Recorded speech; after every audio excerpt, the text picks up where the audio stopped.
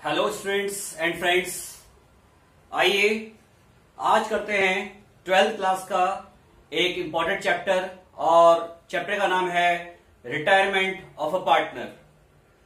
अब रिटायरमेंट का हम इंपॉर्टेंट क्वेश्चन करने वाले हैं एक, ठीक है, जिसमें कुछ अच्छी अच्छी एडजस्टमेंट भी हैं जो आपके लिए काफी यूजफुल रहेंगी। आपको काफी कुछ समझ आएगा इससे। तो चलिए देखते हैं क्या है क्वेश्चन में। क्वेश्चन पढ़ता हूं मैं और क्वेश्चन ये TSB 1 से है। क्वेश्चन नंबर 36 2020-21 एडिशन, ठीक है। ये सेम क्वेश्चन आपकी स्क्रीन पे भी आ जाएगा, तो टेंशन की बात नहीं है अगर आपके पास ये बुक नहीं है तो। चलिए पढ़ते हैं question. XYZ partner sharing profit in the ratio of 4:3:2। भाई XYZ की रेशियो क्या है? 4:3:2। बैलेंस शीट इनकी दे रखी है। लायबिलिटी में क्रेडिटर्स हैं, कैपिटल्स हैं, एसेट्स में cash at bank, सन्डी debtors, provision भी है, स्टॉक है, plant machinery, land and building और आखिरी में वाई का लोन दे रखा है। वाई रिटायर हो गया 1 अप्रैल 2020 को आफ्टर गिविंग ड्यू नोटिस देके रिटायर हो गया। Following adjustment in the books of the firm were agreed. ये एडजस्टमेंट करनी है। क्या क्या एडजस्टमेंट करनी है? लैंड एंड बिल्डिंग भी एप्रिशिएटेड बाय 10%। तो शुरू करते हैं एडजस्टमेंट कीजिए। तो सबसे पहले हम बात कर रहे हैं रीवैल्यूएशन अकाउंट की। इसको बनाते हैं। रीवैल्यूएशन अकाउंट का दूसरा नाम क्या है? Profit and loss adjustment account. और ये एक तरह का नॉमिनल अकाउंट है। Debit all the expense losses, credit all the gains and incomes. ये रूल यहां पे हमें अप्लाई करना है।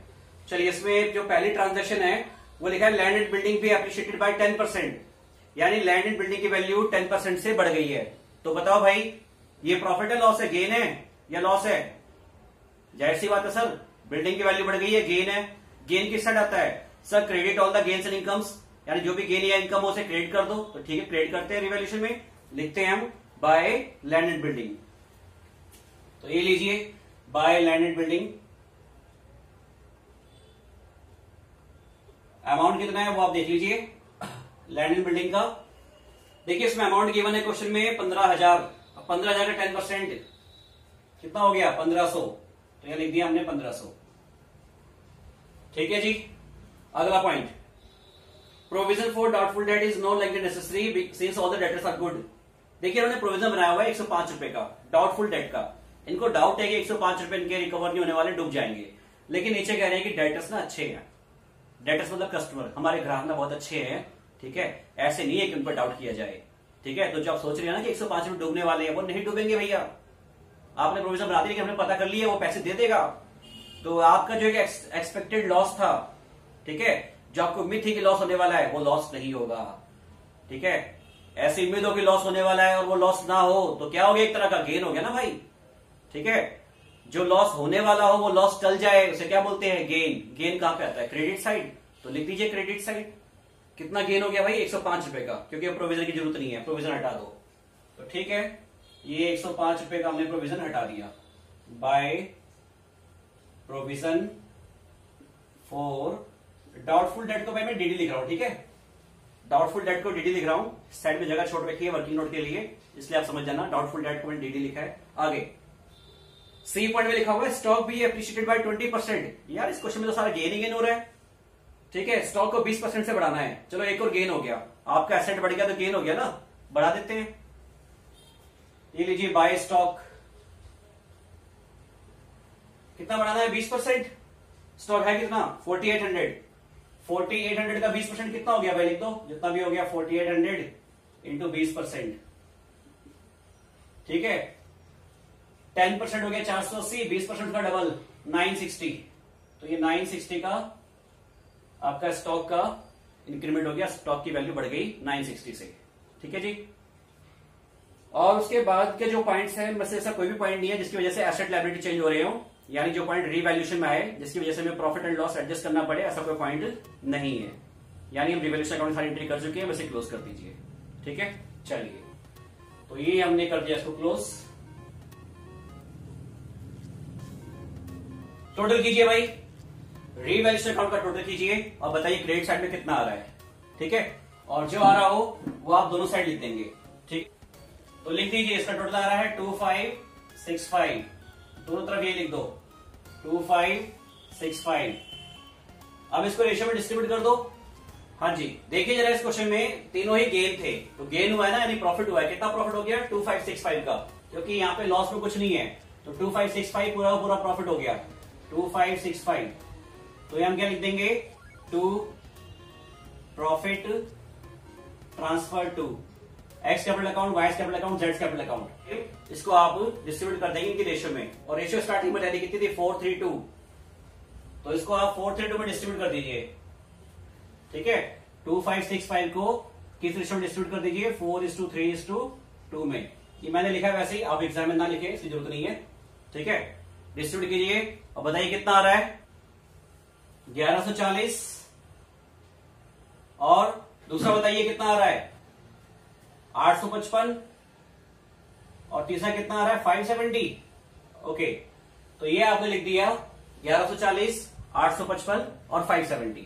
अब आ जाते हैं हम कैपिटल अकाउंट में। कैपिटल अकाउंट से पहले क्या लिखेंगे, कैपिटल अकाउंट में सबसे पहले हम लिखेंगे बैलेंस बीडी। बैलेंस बीडी कितना दिया हुआ है, वो दिया हुआ है 12,000, 9,000, 6,000। तो लिख दीजिए 12,000, 9,000 और 6,000। और क्या आता है इसमें, डी देखिए, D adjustment be made in the account to rectify a mistake previously committed whereby Y was credited in excess by ₹810 while X and Z were debited in excess of ₹420 and 390 respectively।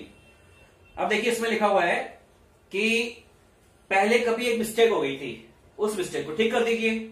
Mistake क्या हुई थी कि 810 रुपए जो है Y में extra credit कर दिए, तो भाई Y में डेबिट कर देंगे 810।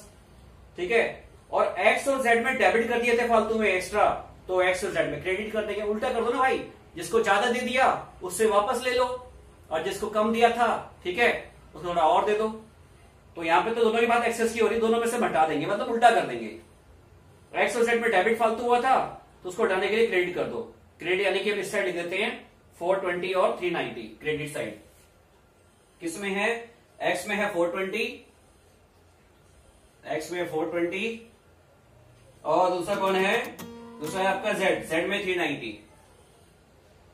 इन दोनों किससे एडजस्ट किया है, वाई से। तो यहां लिखो by Y capital account, Y capital account. अब इधर वाई में आ जाइए, ये वाई है, यहां पे लिखिए 420, 390। और ये दोनों किसमें, 420 किसका है, एक्स के लिए है, तो लिखिए 2 एक्स कैपिटल अकाउंट। और 390 किसके लिए है, जेड के लिए, तो लिखिए 2 जेड कैपिटल अकाउंट। मतलब क्या किया आपने, जो मिस्टेक हो गई थी उसको उल्टा कर दिया भाई, जो मिस्टेक हो रखी थी उसका उल्टा कर दिया। जहां पे डेबिट ज्यादा हो गया था उसको हमने क्रेडिट कर दिया, और जहां पे क्रेडिट ज्यादा हो गया था उसको हमने डेबिट कर दिया। ठीक है, हमने उसको उल्टा कर दिया और कुछ खास नहीं किया इसमें। चलिए आगे बढ़ते हैं। उसका लिखा है goodwill of the firm be valued at ₹5400। अच्छा, गुडविल 5400 है, वर्किंग नोट कर लेते हैं गुडविल का। गुडविल कितनी है, 5400।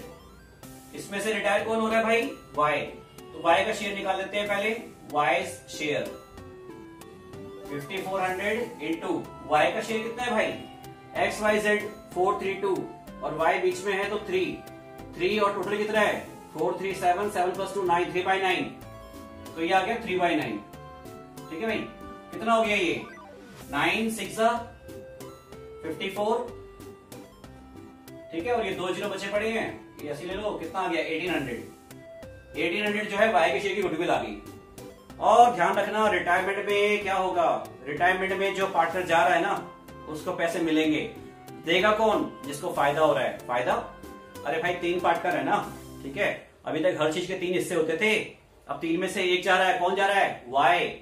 तो जो वाई को मिलता था अब तो वो रिटायर हो गया, वाई को तो मिलेगा नहीं, मिलेगा किसको, एक्स और जेड को। यानी वाई का हिस्सा भी जो वाई को मिलना था आगे से वाई को ना मिलके वो एक्स और जेड को मिलेगा। तो वाई के जाने से फायदा किसको हुआ, एक्स और जेड को। तो एक्स और जेड क्योंकि फ्यूचर में फायदा उठाएंगे, उनका रेशियो बढ़ गया है, ठीक है, उनको ज्यादा मिलेगा फ्यूचर में, तो उसके लिए वो आज कंपनसेट करेंगे किसको, जो चला गया उसको, वाई को कंपनसेट करेंगे। एक्स कुछ पैसा देगा और जेड भी कुछ पैसा देगा, और किसको देगा, वाई को। अब ये जो मैं बोल रहा हूं ये सब क्या है, ये गुडविल की एंट्री है भाई। Gaining partners capital account debit to sacrificing partners capital account. Gaining कौन कौन है, एक बार ओल्ड रेशियो बताओ, क्या ओल्ड रेशियो है भैया,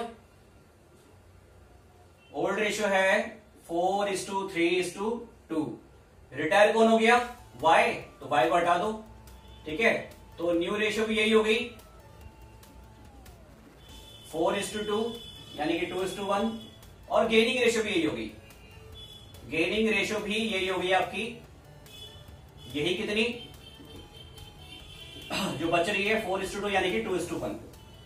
तो यानी 1800 को 2:1 में बांट दो, 1800 को 2:1 में बांट दो तो एक्स का कितना आ गया 1800 इंटू 2/3 और जेड का कितना आ गया 1800 इंटू 1/3।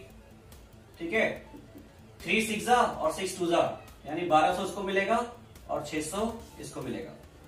अभी कौन किसको देगा, देखो गेन किसको हो रहा है एक्स और जेड को ना, तो एक्स और जेड देंगे, इन्हों कैपिटल अकाउंट कम हो जाएगा और कैपिटल अकाउंट कम होने पे क्या होता है डेबिट होता है। ठीक है, तो डेबिट कर देते हैं, तो ये लीजिए डेबिट कर दिया, 1200 यहां डेबिट किया और 600 यहां डेबिट किया और ये दोनों निकल के कहां गए 1200 एक्स के पास के निकल के वाई के पास चला गया, 1200 यहां आ गया, वाई के पास 1200 आ गया, कहां से आया एक्स के पास से, तो यहां लिखो बाय एक्स कैपिटल। ठीक है, और 600 जेड के पास से निकल के यहां चला गया वाई के पास, 600 भी यहां लिखो, और ये किससे आया है, ये आया है जेड से, तो यहां लिखो बाय जेड्स कैपिटल अकाउंट। भाई अकाउंट जरूर लिख देना, ठीक है, मैं स्पेस की वजह से लिख रहा, थोड़ा बच्चों में छोटा जाएगा, तो ये आ गया। ठीक है, अच्छा यहां पे भी तो लिखना है एक्स का पैसा भी गया जेड का पैसा भी गया, ये एक्स का पैसा गया जेड का पैसा गया, किसके पास गया वाई के पास ना, तो यहां लिखो टू वाइज कैपिटल अकाउंट। भाई लिखना तो पड़ेगा ना किसका पैसा कहां गया। ठीक है, कैपिटल यहां अकाउंट लिख देता हूं, जगह है यहाँ पे, ये लीजिए। तो ये हो गई गुडविल की एडजस्टमेंट। क्या हुई है ये gaining partners capital account debit to sacrificing partner. अगर जनरल एंट्री मांगे तो कर दीजिए, कोई दिक्कत नहीं, जनरल एंट्री में क्या दिक्कत है।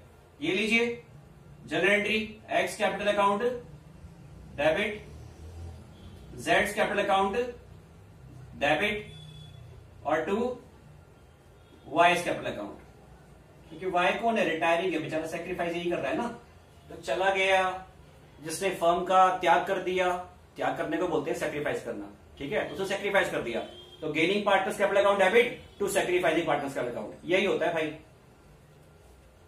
कितना कितना गया था 1200 600, ये यहां पे भी लिखा हुआ है, तो 1200 600 और ये कितना आ गया 1800। ठीक है भाई, ये जर्नल भी होगी आपकी गुडविल की, जर्नल, अगर जिसको नहीं आती वो यहां समझ सकता है, जर्नल भी होगी गुडविल की आपकी। चलिए अब गुडविल का पॉइंट भी हो गया, उसके बाद एफ में लिखा हुआ है it was decided by X and Z to settle Y's account immediately on his retirement. कह रहे भाई वाई का हिसाब पूरा बना देना, जितना भी बनता है उतना हिसाब पूरा बना देना। ठीक है, वाई का हिसाब बनाते हैं अभी, उससे पहले हम अपनी एक एंट्री कंप्लीट कर लें। कौन सी एंट्री भाई, रिवॉल्यूशन में जो प्रॉफिट आया था डिस्ट्रीब्यूट हुआ था वो भी तो कैपिटल अकाउंट में जाता है। ठीक है, आपको शुरू से पढ़ते हुए आया हो कि जो भी प्रॉफिट होता है कहां जोड़ते हो, कैपिटल में ऐड कर देते हो, उसे कैपिटल में जोड़ते हो। ठीक है, तो ये जो प्रॉफिट हुआ रिवॉल्यूशन का ये भी तो कैपिटल में जुड़ेगा, जुड़ेगा मतलब कैपिटल को इंक्रीज करेगा, कैपिटल इंक्रीज करेगा मतलब क्रेडिट साइड लिख दो यार, इतना क्या सोच रहे हो, लिखो बाय, कहां से आए रिवैल्यूएशन से, तो लिख दो बाय रिवैल्यूएशन अकाउंट। कितना आया भाई 1140 और 855 और 570। ठीक है भाई, ये आ गया। अब जहां पे कुछ नहीं ना वहां ये लगा देता हूं डैश, ताकि आपको कोई कंफ्यूजन ना रहे कि कुछ लिखना तो नहीं है। ये लीजिए, तो ये लगभग सारी एंट्री हो गई। ठीक है, अब काम होता है टोटलिंग का और हिसाब किताब का। तो आइए टोटलिंग करते हैं, पहले लाइन खींचते हैं, यहां भी खींच लेते हैं। ठीक है, अब देखो वाई का तो लोन सेटल करेंगे ना। ठीक है, तो वाई का लोन आप सेटल कर लेना। पहले मुझे एक्स और जेड का बता दो टोटल कितना आ रहा है, जल्दी बताओ एक्स और जेड का टोटल। तो एक्स का टोटल कितना आ रहा है 13,560, तो लिख दीजिए 13,560। और जेड का बता दो भाई, जेड का टोटल कितना आ रहा है, कितना आ रहा है 6960, लिख दीजिए 6960। ठीक है, इसको यहां पेस्ट कर दो, यहां से उठा के यहां पेस्ट करना सीधा, 13,560 और ये 6960। ठीक है, अभी इसका तो हम बैलेंस शीट लिख सकते हैं, एक लाइन छोड़ दीजिए लोन वगैरह लिखने के लिए, टू बैलेंस शीट। ठीक है, 6960 में से ये माइनस कर दो, कितना बच गया 6360, ये तो खत्म हो गया यहाँ पे। अभी 13,560 है, इसमें से 1200 माइनस कर दो, और 1200 माइनस करके बताओ कितना आ रहा है, बताइए। हाँ जी, कितना आ रहा है 12,360, लिख दीजिए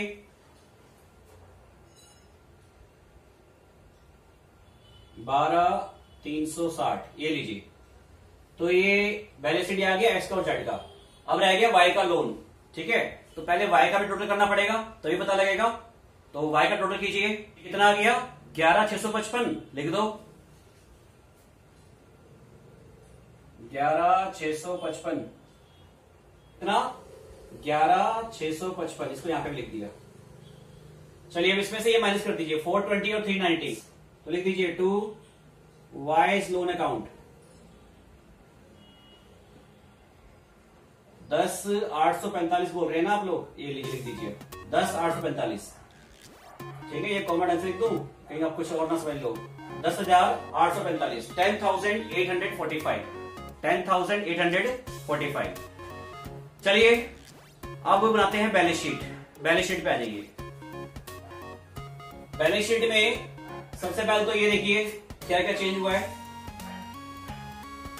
आप सन्ड्री डेटर लिख दीजिए पहले, सन्ड्री डेटर्स। सन्ड्री डेटर्स में क्या है, जो माइनस करना था वो माइनस मत कीजिए क्योंकि जो डेटर्स है वो गुड निकले। तो कितना आएगा 3,045। उसके बाद स्टॉक 4,800 था वो भी बढ़ गया 960 से। तो कितना हो गया स्टॉक